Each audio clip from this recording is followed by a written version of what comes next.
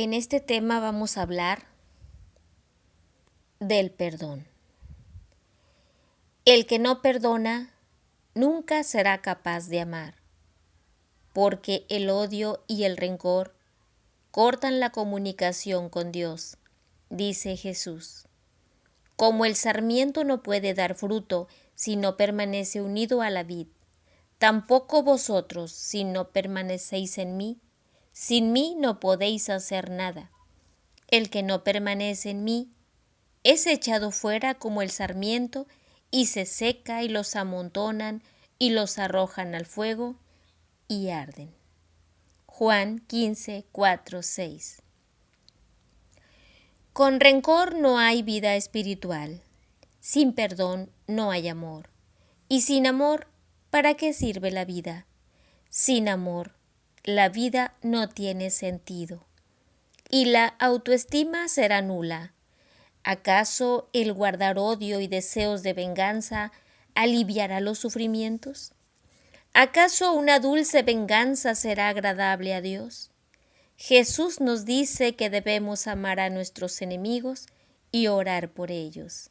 Y dice, si vosotros perdonáis a los demás sus faltas, vuestro Padre Celestial os perdonará vuestras faltas, pero si no perdonáis, tampoco vuestro Padre os perdonará vuestras faltas. Mateo 6, 14, 15.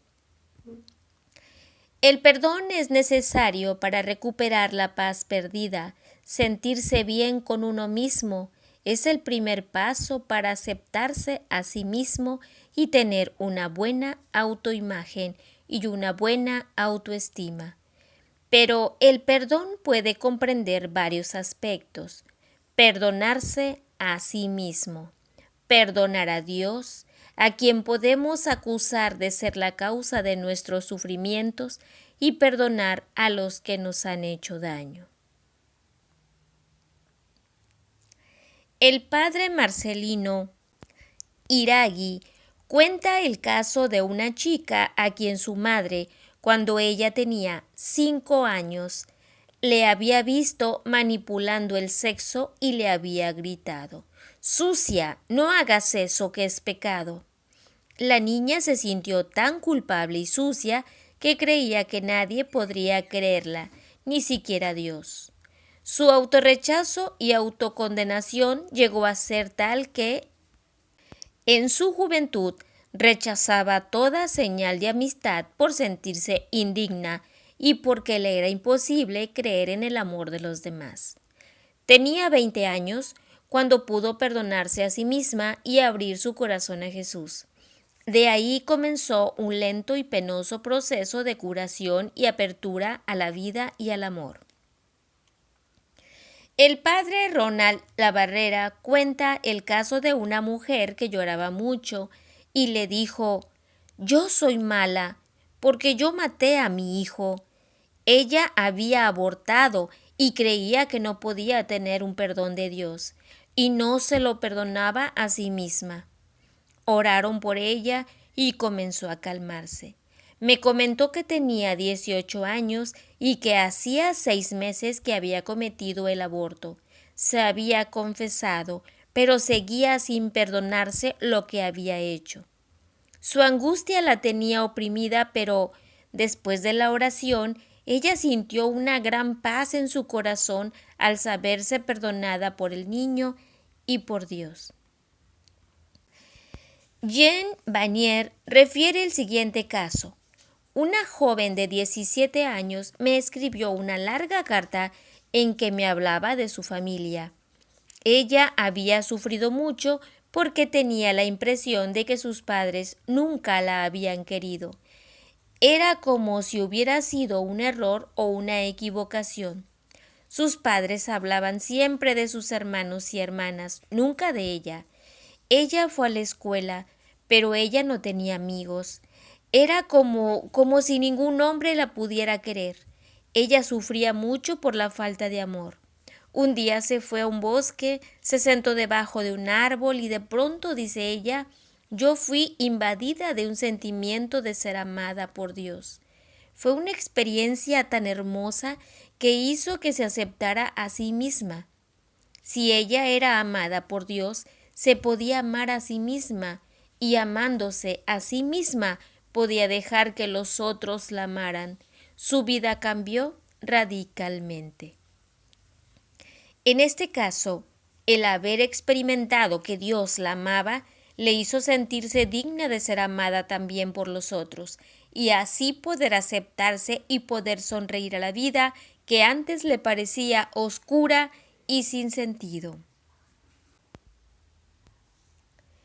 Muchas personas creen que Dios es el culpable de todas sus desgracias, y no falta quienes le increpen de malas maneras por haberlas hecho así. Recuerdo a una joven que lo insultaba constantemente porque decía que todo le salía mal y que él era el culpable. Se creía una nulidad para todo y la culpa para ella la tenía Dios. ¿Qué autoestima podría tener? El doctor Ricardo Castañón contaba el caso de una joven universitaria que el día de un examen importante de anatomía fue a misa temprano y comulgó para pedir a Dios que le ayudara en el examen. Pero la hostia se la sacó de la boca y la puso en su libro de anatomía para que así pudiera tener más apoyo de Dios. Al regresar a su casa después de haber desaprobado el examen, llena de cólera, sacó la hostia, le hizo huecos con un alfiler y después la tiró por el inodoro. ¿Era una venganza por haber desaprobado? ¿Tenía Dios la culpa? Así no iba a mejorar su autoestima ni ser más feliz. Solo amando y perdonando podría encontrar la felicidad que solo Dios puede darle. Hay gente que está resentida con Dios porque ha muerto algún ser querido o ha enfermado algún familiar. ¿Y a quién echarle la culpa? No ven a nadie más que a Dios. Su reacción es alejarse de Él, dejar de orar y no ir a la iglesia. A ellos habrá que decirles que así no se solucionarán sus problemas y que deben saber aceptar a Dios como es, si creen que Él es el culpable. Pero sobre todo, aceptar siempre la voluntad de Dios de otro modo. Van a vivir eternamente con resentimientos y rencores que no les dejarán ser felices.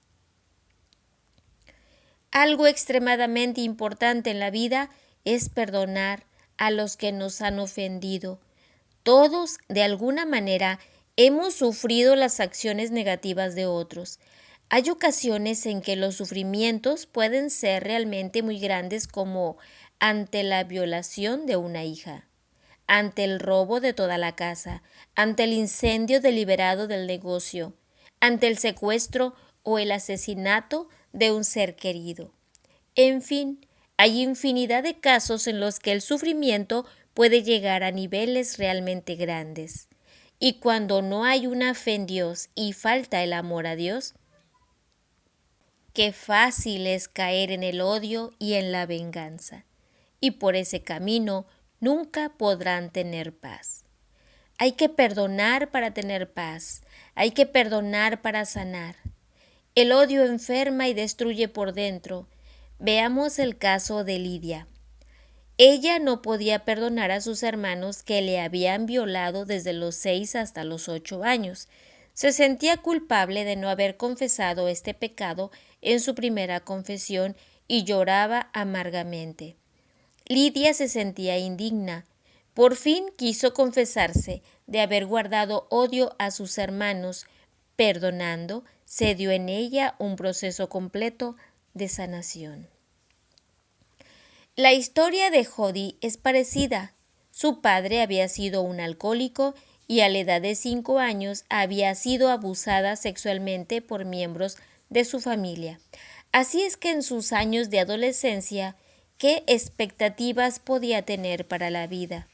Se hundió más y más profundamente en el pecado, las drogas, la prostitución, el licor. Comenzamos a orar por ella pidiendo al Señor que le ayudara a perdonar a todos los que la habían herido y para que el Señor llenara el vacío de su corazón y lo llenara de amor. y ella nos contó cuando era niña, éramos tan pobres que no teníamos baño ni agua potable. Iba al colegio sucia y sin la ropa adecuada. Nunca tenía los útiles escolares apropiados. Ninguno de los muchachos quería jugar conmigo porque estaba sucia. Luego, para empeorar las cosas, se me pegó la tiña y el doctor mandó que me raparan la cabeza y usara una media velada en mi cabeza. Yo le dije, Jody, Jesús te ama mucho. ¿Puedes permitirle que te ame y te tome de la mano y que te abrace? Él quiere quitar la herida de los recuerdos horribles que tienes y darte el amor que necesitas. De repente ella dijo, veo a Jesús, me está tomando de la mano. Él quiere estar conmigo y me ama. No soy fea para Él, no estoy sucia para Él. Soy tan bella para Él. Jody regresó a la universidad y llegó a ser consejera para personas con problemas de droga. La clave principal de su sanación fue el perdón. No puede haber ninguna autoestima sin la eliminación del resentimiento. Ella supo perdonar a todos, a los que habían abusado de ella, a su padre que le había enseñado a tomar licor, a los que la habían iniciado a las drogas, al esposo que había sido tan sádico y había intentado matarla, y se perdonó a sí misma por todo lo malo que había hecho. Recuerdo el caso de una terrorista que vino a visitarme en Arequipa. Me contó que sus padres habían sido alcohólicos, que sus hermanos la habían violado de niña y por eso tenía resentimiento contra todo el mundo. Un día pasaron por su pueblo los terroristas y se unió a ellos para escaparse del infierno de la vida de cada día. Pero lo que no sabía es que iba a caer en otro infierno peor. En el campamento guerrillero con otra joven era la cocinera durante el día y la querida al servicio de todos durante la noche. Cuando hacía incursiones, le daban droga para que fuera insensible. De esta manera había matado unas 30 personas. Su conciencia no la dejaba ser feliz. Sentía asco de sí misma y pensaba en suicidarse para liberarse de aquella situación en la que el odio a la gente era la única manera de vengarse de la sociedad. Por fin decidió escaparse y huyó muy lejos, pero muy lejos. Felizmente nunca la encontraron y ahora puede vivir en paz sirviendo a Dios y a los demás. Jen Bannier cuenta lo que sucedió en una cárcel de alta seguridad de Kingston, Canadá. Les habló de los presos del amor de Dios, pero uno de los reos, lleno de rencor, le gritó: «Tú has tenido una vida fácil, no entiendes lo que nosotros vivimos. Yo, a los 4 años, vi cómo violaban a mi madre ante mis ojos. A los 7 años mi padre me vendió a unos homosexuales. A los 13, unos hombres de azul, policías, vinieron a buscarme. Y si alguien viene de nuevo a esta cárcel a hablarnos de amor, le romperé la cabeza a patadas». Le escuché sin decir nada y oré. Después le dije: «Es verdad que mi vida ha sido fácil, es verdad que no conozco vuestra vida, pero lo que sí sé es que todo lo que acabas de decir es muy importante. ¿Me autorizas a contar fuera lo que me has dicho?». «Sí», me respondió. Entonces añadí: «Vosotros tenéis cosas buenas que decirnos, pero algún día saldréis de aquí y quizá necesitéis oír ciertas cosas». Después de la charla le estreché la mano y me vino la inspiración de preguntarle si estaba casado, y como me contestó que sí, le dije: «Háblame de tu esposa». Y aquel hombre tan violento que tenía tanto odio dentro se echó a llorar y me habló de su mujer que estaba en una silla de ruedas, vivía en Montreal y a quien no había visto desde hace 2 años. Ese hombre, tan lleno de odio a la sociedad, sentía amor por su esposa. Bastó hablarle de ella, interesarse por ella, para que su odio se quebrara. Por eso cuánto amor podemos dar a quienes han sido rechazados y oprimidos por los demás.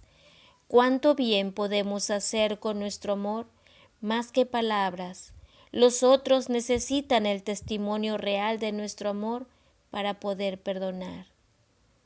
Cuando en 1940 los tanques alemanes invadieron su casa familiar en el sur de Francia, Maite Kirchner, una joven francesa, se rebeló y decidió unirse a la resistencia. Algún tiempo más tarde fue arrestada y torturada por un médico alemán cuya especialidad era la tortura aplicada sobre el sistema nervioso central. Fue la única sobreviviente de un grupo de 20 personas. Pero desde entonces su vida se vio marcada por un sufrimiento horrible y constante. En 1984 recibió en su pequeño apartamento de París una llamada telefónica y al instante reconoció la voz del médico alemán. Se encontraron y hablaron. Ella pudo perdonarlo. A él, entre tanto, lo habían nombrado alcalde de un pueblo austriaco. A su regreso, después de visitar a Maite, reunió a su familia y a los habitantes, el pueblo, y les contó todo acerca de su vida. Murió de cáncer 2 semanas después.